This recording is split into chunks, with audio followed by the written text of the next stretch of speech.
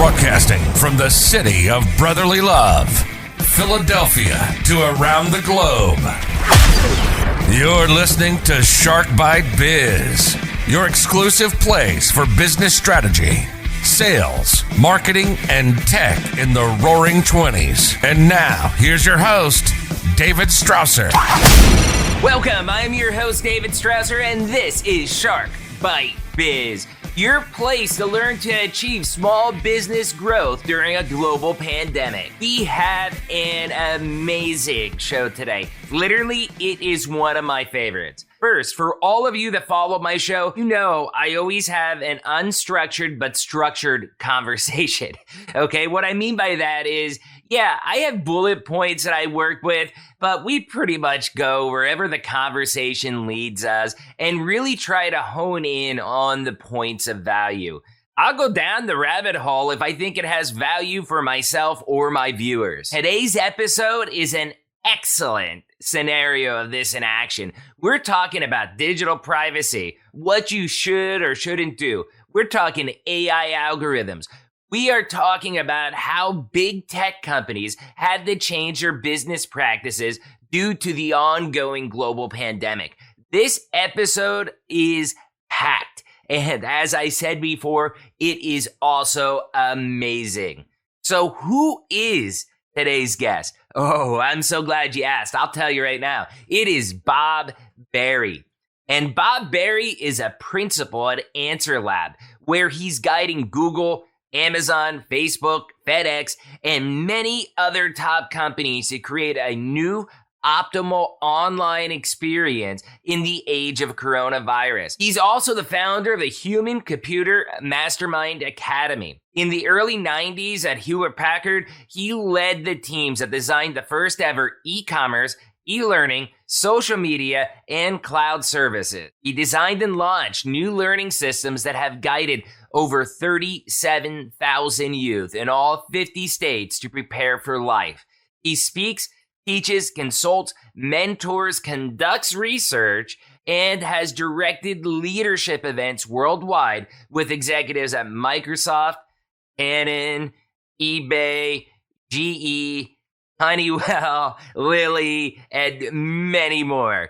In other words, this guy's got some serious credentials. So without further ado, let's bring Bob on in here. Business strategy.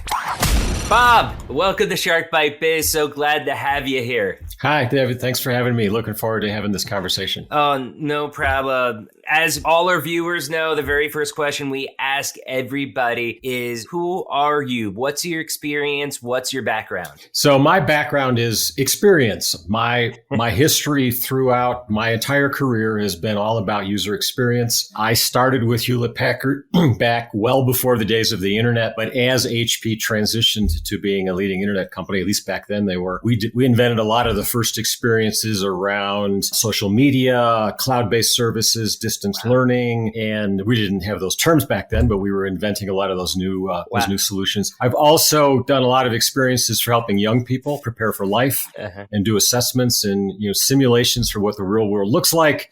And these days, I work for a company called AnswerLab, where we work with some of the top brands like Amazon, Google, Facebook, FedEx to create experiences that help them succeed. Never heard of them.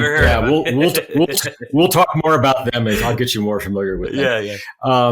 And then I also have my own operation called itstheusers.com, which is an online academy to help startups, professionals figure out this art and science of experience, which drives so much of the online success that we're all looking for. It's an incredible, diverse background in the tech field. The one question that popped into my mind I want to ask you off the bat then would be, you said social media with HP before it was known as social media.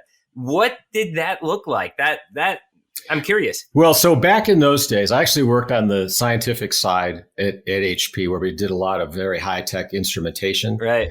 And they for years, they kind of followed the old Apple model, where Apple did a lot of work in education at all levels.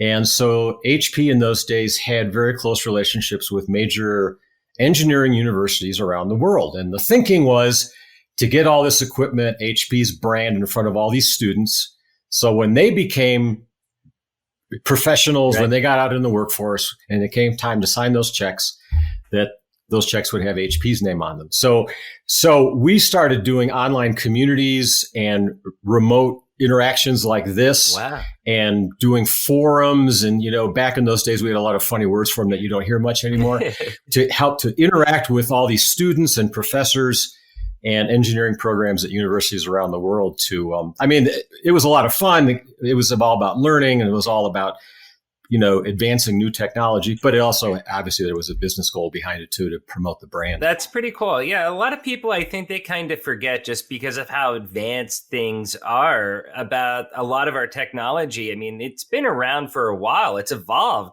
Remember just reading an article, I believe it was sometime in 2020. It's been such a crazy year, but the first video call actually, I think, happened like 50 years ago, I think it was. So it's crazy how a lot of those technologies actually did have roots, decades ago, and really now are just coming, I guess you could say, truly mainstream. Yes, it is amazing, especially, when you look at things like I have my Apple Watch here, which has full LTE, and there's, the stuff evolves gradually, and we don't think about it. But every now and then, if you step back and you really think about all the things that an Apple Watch can do, especially if it has LTE, it's kind of, especially somebody my age, who I was around before none of this stuff existed. So it's pretty astounding to think how far we've come, and what's it going to look like when my kids are my age? It's hard to imagine. Oh yeah, no, it is. It is. Now you don't need a book bag full of different tools and apparatuses. You have it all right there in your watch. Yeah. So. Right now, we're going through a global pandemic that just keeps sticking around. One of the big trends that we've had is people are still able to work, but they're mostly working at home.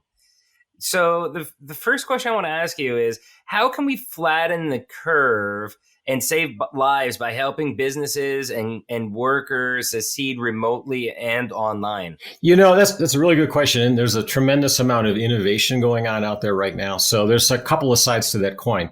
One side of that coin is your own workforce. So one of the key concerns, one of the key priorities right now is keeping people safe. And that has a lot to do with doing everything we do contactless. So many businesses, so many organizations, so many what have been traditionally face-to-face interactions have been forced to figure out how to do this without direct contact. Right. And some of these are working pretty well. You look at a lot of the high-tech companies and all the tools that a lot of them actually already had in place, but now they've really expanded them and optimized them so that people can do what we're doing right here, which is interact, get projects done, get work completed, et cetera, while working remotely.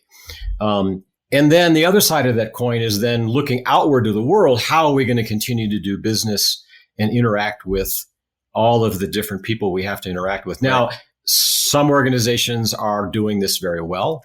So if you look at a classic example is a company like Amazon, of course, who was already online, and you look at how they're exploding. And there are lots of other examples of online e-commerce companies that have figured out how to take advantage of our shipment systems, learn how to take advantage of, learn how to scale up volume, learn how to add new products and services. Then there's another sector of, medium and small businesses that have figured out how to do this. All the restaurants that are going curbside delivery, doctors' offices that have figured out how to do doctor visits remotely. I hear stories and I've seen examples of tailors that have figured out how to use mobile apps to do body measurements for fitting a suit, or construction companies that have figured out how to do redesign of you want to remodel a part of your house. They can do a lot of it via video. Yeah, just today, I just read an article about Amazon now having FAA approval to deliver packages via drone. That's like remote delivery. It's like remote delivery. So there are a lot of companies that are getting very creative, that are reinventing, that are expanding what they have, that are both internally to work remotely and as well as how they're serving their customers. But there are major realms here that we're still struggling with. Right. So education is one of them. And so kids that at all ages, all the way up through grad school and beyond, we still have not figured out this recipe. And so right now, as we speak, here it is, the beginning of September, and everybody's trying to go back to school. Well, it's really been a struggle for parents, for students, for administrators, for teachers, everybody across the board. We learned last spring when all the lockdowns happened and the pandemic hit that remote learning and distance learning, we thought we'd figured it out, but we haven't. Right. There's so many aspects of it that we still have. So it's really a mixed bag of how well we're doing in this contactless world. Yeah, I was surprised by the remote learning experience, how much it changed. I guess they had time to plan. They had summer to plan how to roll it out. But now my daughter, I have a second grader and a senior, and now they're forced to sit at their desk and they get live training through Google Classrooms now. Whereas last year, it was kind of like, okay, go through this kind of like a PowerPoint, fill out some work, save it, and you're done. So it has evolved relatively shortly in how they're delivering the classroom and the education. But yes, it varies drastic district to district on how that's being delivered. Yeah, it varies a great deal. And of course, it varies depending on what the local situation is with COVID. Yeah. Depending on how widespread it is and what kind of testing resources are available and how well people have adapted to distancing and all of the complications that go along with managing a pandemic. So it's quite variable from one location and one level of school to. I have a sister who runs an in-home daycare with little kids. Ooh. And how do you convince little kids to wear masks and not touch each other? It doesn't. Yeah, that's definitely got to be challenging. Another thing that really kind of struck me when you were speaking there is a lot of the technology that you've mentioned or the pivot. We've had this stuff for a while, whether it's Zoom calls, Teams, e-commerce. But I think what has happened is because of the pandemic, we've been forced to get good at it, for better or worse. It forced it into the mainstream. And it's kind of cool because look how Microsoft Teams was, for example, back in February. Look how much development it's got added into it that probably wasn't planned, most of it, between February and August. I mean, it's drastically improved. And what you're speaking to is all about experience. When you say it's drastically improved, it's how easily can people at all skill levels install it, log onto it, interact with it, and get the work done and communicate and collaborate in the ways that they need to and do it easily and seamlessly and not have it be a hassle and not have it be a frustration. That's all about experience. So all these other examples we've been talking about, whether it's small business, whether it's major corporations, e-commerce, Amazon, sixth graders, grad school, whatever, all of those are about experiences. We're having to take existing experiences, expand them, make them much higher capacity, or invent entirely new experiences to replace what we used to do face-to-face in person. And it's a rapidly changing world as we invent all those new experiences. Now, we mentioned earlier about how technology has evolved, and it's evolved at an accelerated speed during COVID. But I also think that humans have done a pretty good job at evolving too. I mean, we have been able to pick up the changes to work with the technology, regardless of skill level. I mean, obviously some people better than others. Ask any help desk support and they'll tell you that. But I mean, if the human capital part, the human experience part wasn't able to make that shift with technology, I think we'd still be lost too. That's a really good point. And I think it's going to be very interesting to see how much of this stuff sticks when we don't know what the end game looks like for the pandemic. It's such a huge question right now, but some of this stuff is going to be entirely permanent, or some of it's going to be, portions of it are going to be permanent. And you're right. None of these experiences would work if the people who are engaging them and using them aren't willing to put forth more effort to change their way of doing things, to adapt to new ways. So one of the key principles that we operate on is that the experience is really at the center of every possible business outcome and beyond, really. So every business outcome, everything that you want to accomplish in business, with your business, with customers, requires those customers to make some discrete decision or series of decisions. And every one of those decisions has to happen within some kind of experience that you're going to provide them. And that requires participation, willingness, skill, whatever on the part of the individual to engage and make those decisions. So it's a powerful dynamic, and it's become a lot more ubiquitous. And we thought it was ubiquitous before, 6 months ago, but boy, we had no idea. Yeah, exactly. So I guess let's shift a little bit to, the focus on online business. We've had many business owners on here talking. I can remember Jenny Mann of the guitar string jewelry company. She was explaining about, hey, e-com was maybe 10% of our business. And then this happened. We had to redo all our marketing, everything, all our process flows, because we used to sell just in events, live, in person, concerts, stuff like that. Now we're only selling online, but our online orders are up like 1,000,000%. Okay. So how's that shift going to be? And is this going to be permanent? I think it is. I think that, in some ways, we're going to find that we're going to have to manage the virus. Possibly, I'm not trying to predict the future, but it's very possible that the virus is going to just become part of our society, part of our culture now. Right. It's not something that we're going to solve or that's going to go away. It's going to be a seasonal kind of thing, and therefore we're going to have to adapt to it permanently. So it's not, so I think some people like to think at some point it'll be over. I don't, based on the science I've heard, I don't think that's going to happen. I just heard like Spain, for example, I guess it's starting to get flu season out there and they're starting to see spikes again. And I don't think anybody knows where this is going to go. And that I think brings a big level of uncertainty into how business owners think. Well, and I think what some business owners, maybe a lot of business owners are realizing is that this might be more cost effective than the way they did it before. This might be, it might actually, like if on the internal side, I think what a lot of companies are realizing is that they resisted remote work before because they were worried, people were going to be goofing off or how productive are we going to be, blah, blah. And now they're finding out, oh, wait a minute, this works. Yeah. I would not want to be in commercial real estate right now, okay? because that business, there was just a news story yesterday where Pinterest paid some tens of millions of dollars to exit a new commercial office space lease that they had to pay some penalty to exit this thing.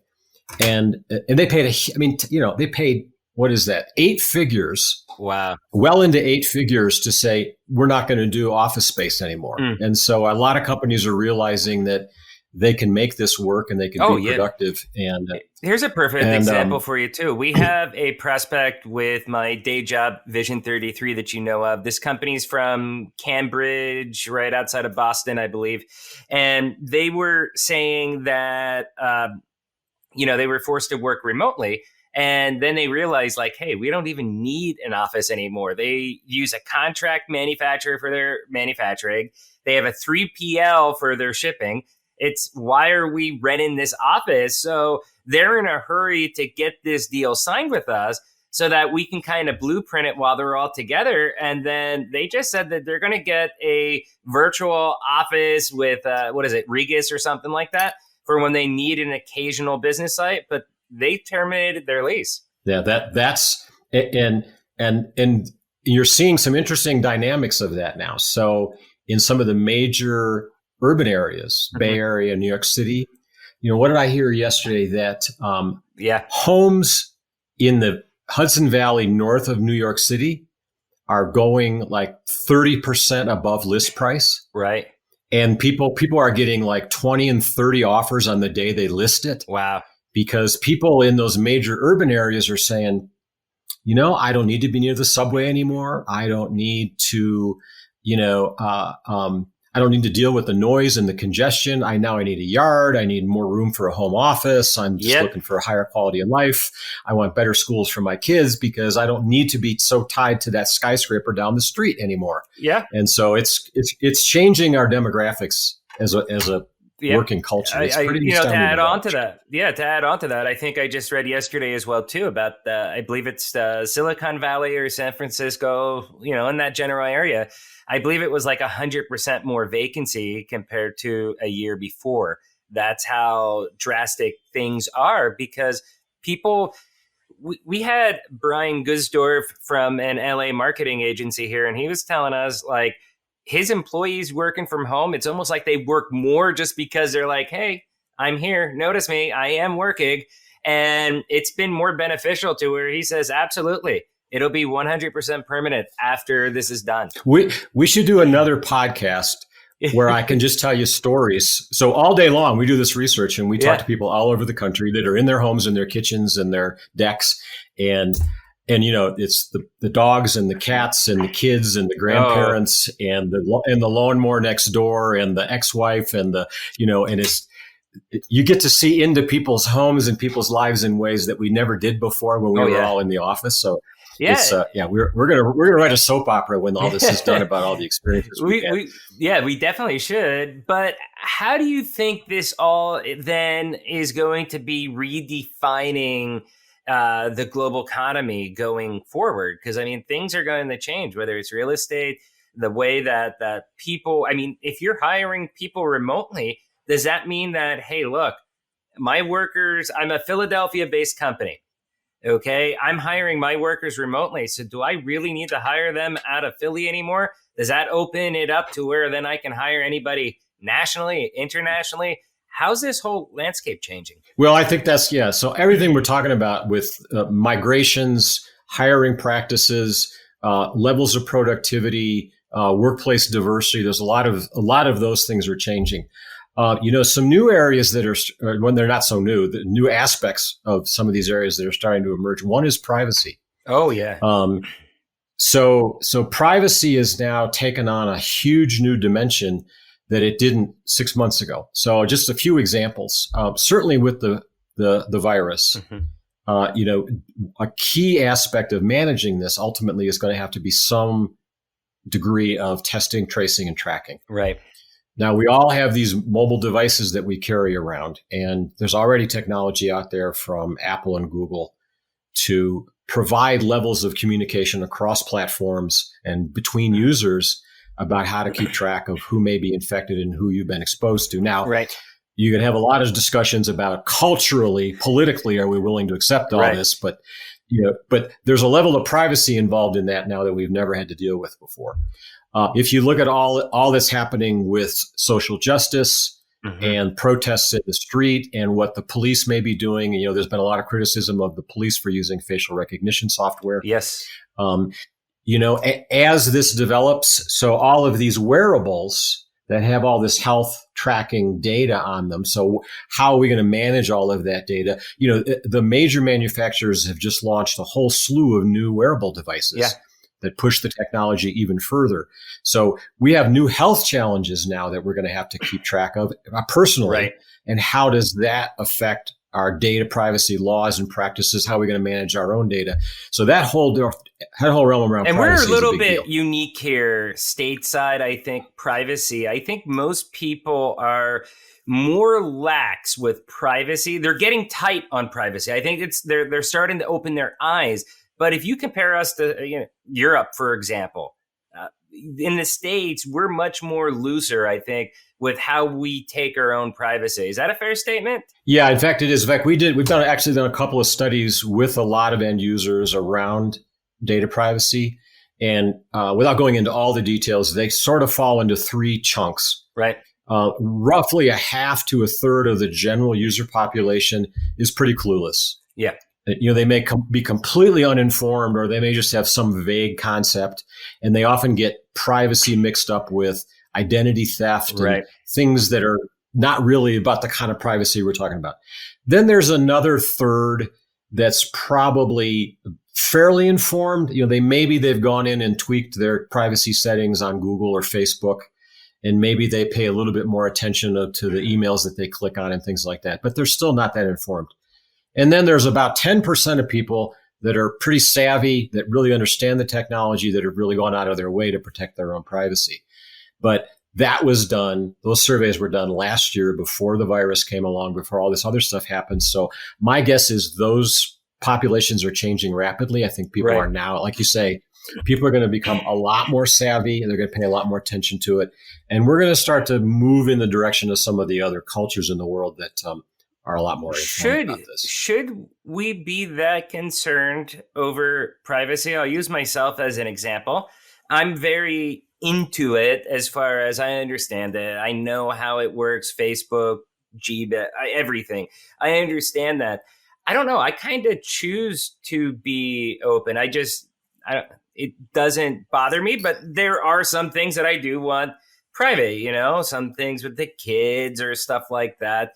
I mean, what's the real risk with the privacy out there? How serious should they take it? Well, I guess I think I actually take that as a value question. Mm-hmm. There are some schools of thought. Andrew Yang is actually a good proponent of some of this, to say that, our data should belong to us. I totally agree with that. Yes. It doesn't belong to big social media platforms or search engines or whatever. And if anybody's going to make money off of our data, we at least should participate in that. Right. We should have the right to realize some value from that ourselves, which we don't today. No. So that's one school of thought. There's another school of thought that says there's a lot of benefit that I get from people knowing who I am and my preferences and certain demographic factors, et cetera. So I don't have anything to hide. I'm not doing anything illegal or immoral. Therefore, I'm not that worried about it. If you probably already know it anyway. Yeah. So, if it serves me in some useful way, that's fine. There are other people that really believe that we should lock it all down, and it really should be, nobody should get access to this information except us. And we should have total control over it. And so, it really depends on your value system and kind of where you fall. There's some really interesting things happening here. I'm sure you've heard that Apple has announced that in iOS 14, they're going to be removing some of these ad tracking capabilities. Oh, yeah. I saw all the news around that. And I think, who was it complaining? Microsoft or Google? One of them, maybe both. Facebook. That's who it was. Yes. Facebook is going to risk losing up to half of their ad tracking capability if it's what it's cracked up to be. And of course, Apple as a device manufacturer has the luxury of doing this versus a company like Google or Facebook, which are more content purveyors than device purveyors. So Apple can kind of pull the strings and and position themselves as being the privacy experts.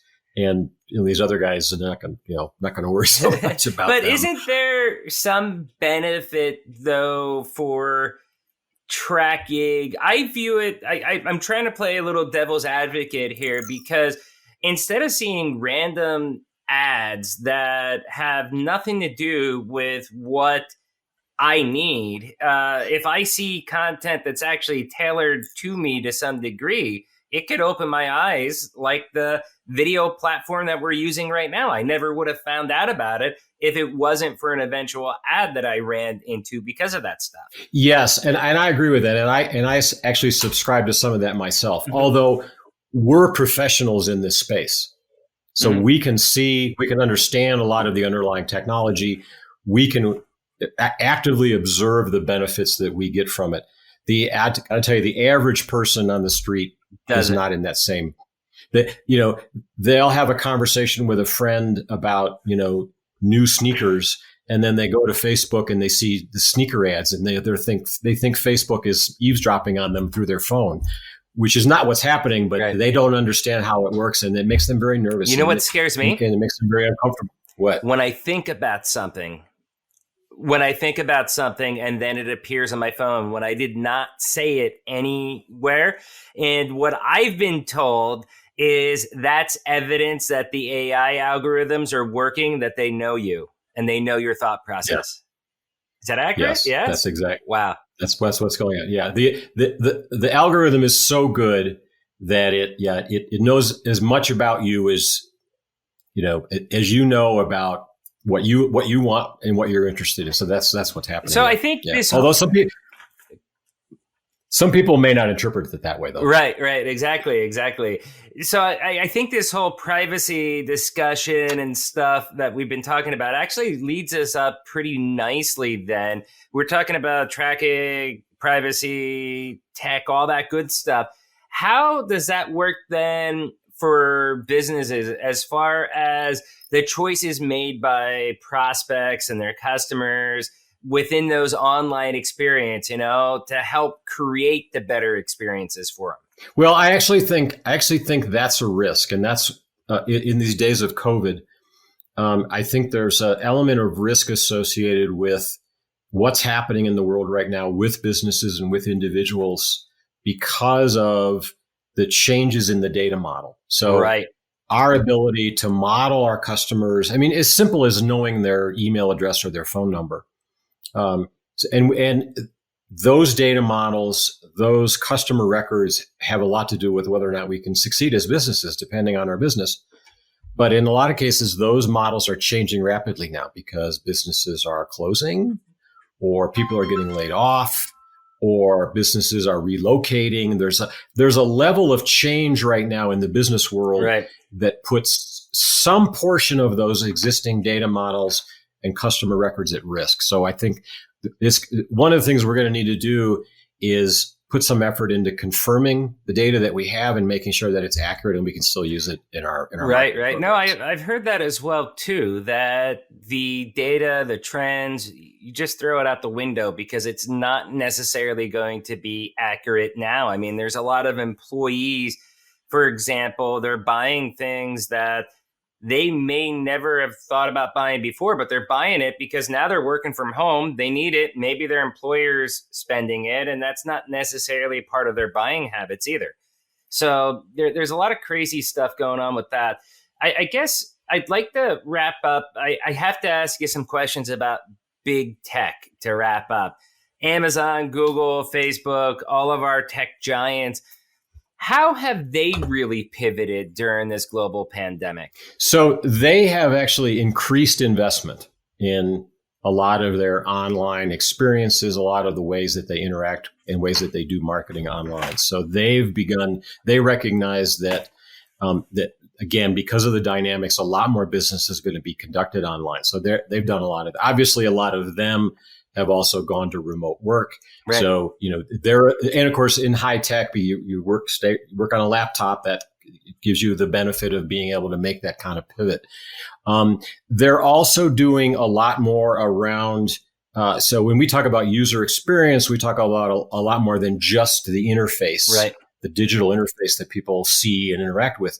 So they do a lot more around developing user personas, developing journey maps, developing the larger narrative of what happens in people's lives, whether that's consumers or businesses, because that provides the context for when somebody is going to look to them for some product or some service, or go to them for entertainment, or go to whatever they want to do with them.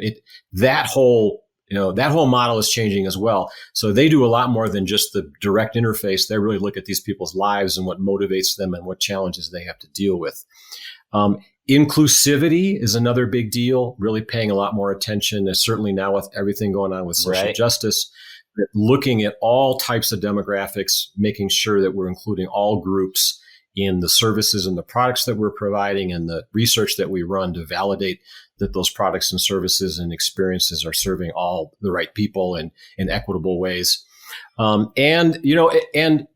More, and they already had all of this deeply embedded in their culture, but it's becoming even more and more so. It's now becoming very visible from the top levels on down of the importance of doing this kind of research, of staying this close to customers and paying close attention to the world and how it's changing. It's a matter of survival now. It's something that we have to do in order to stay current with everything that's going on with the virus, with our economy, politically, et cetera.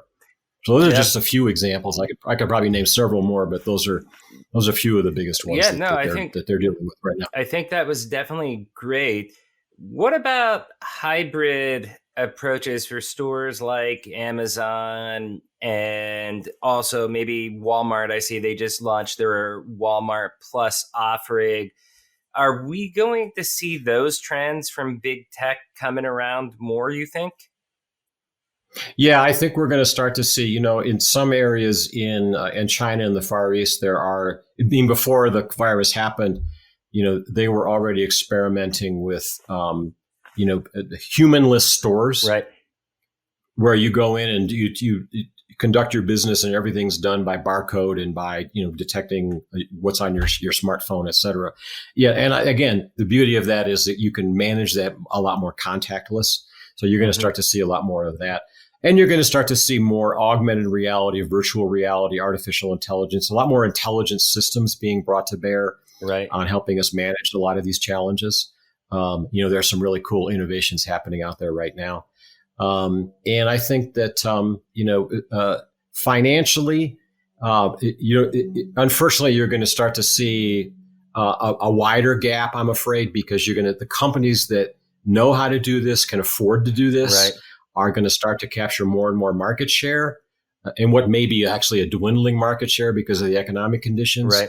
And the companies that either can't or don't or haven't prepared themselves for all of these changes, you're going to see more haves and have-nots, unfortunately, in that whole dynamic. Right, understood. So final question I want to wrap up with.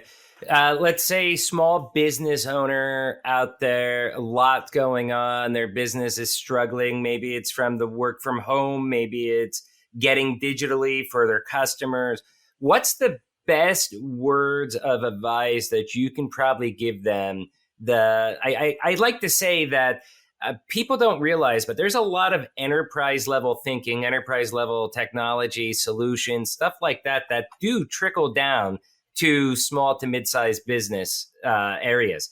So what kind of advice can you give to these owners that might be struggling with getting everything digital? So I think you have to start with, as I mentioned earlier, all business outcomes are a function of those individual choices that people make within the experiences that you provide them. Right. So you have to get very clear, very specific about what choices do your customers need to make to solve whatever problem you're trying to solve for them.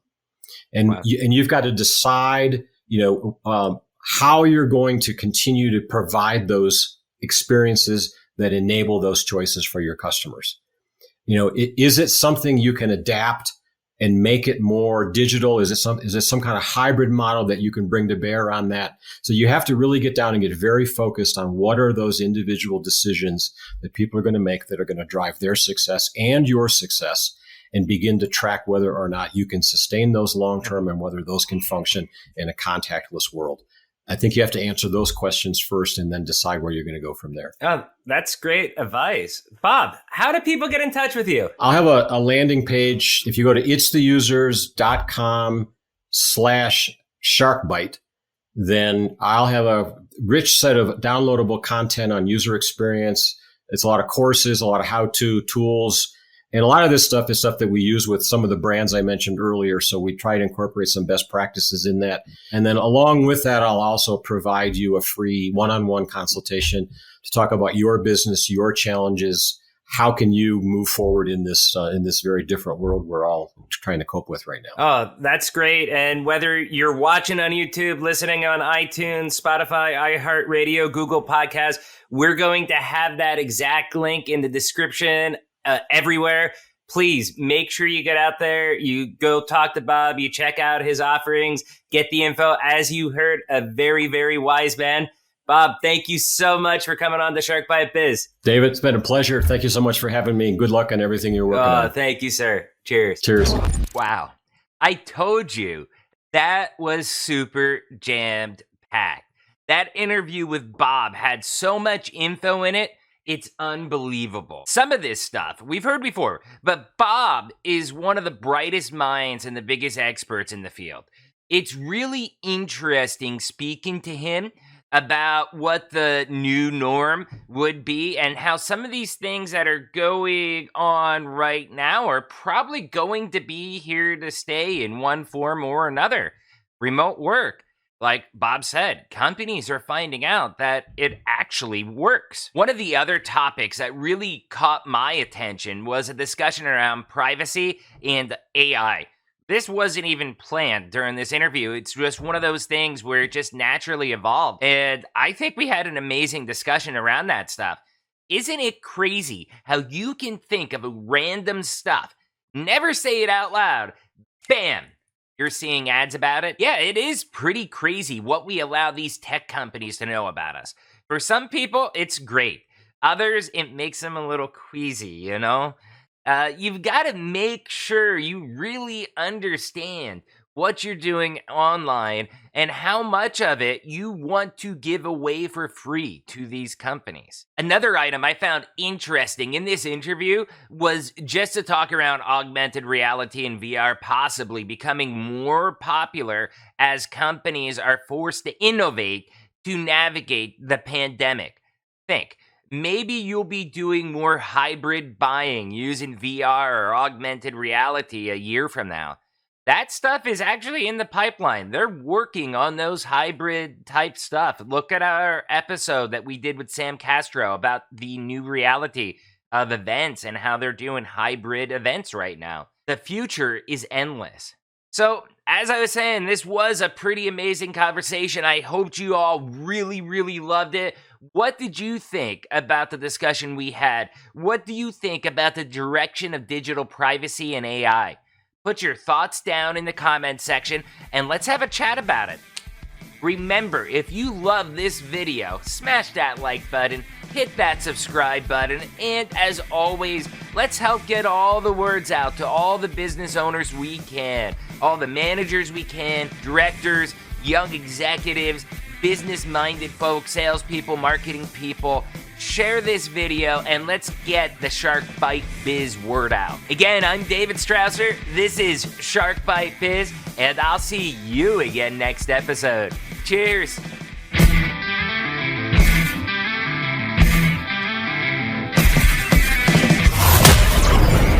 Thank you for listening to Shark Bite Biz.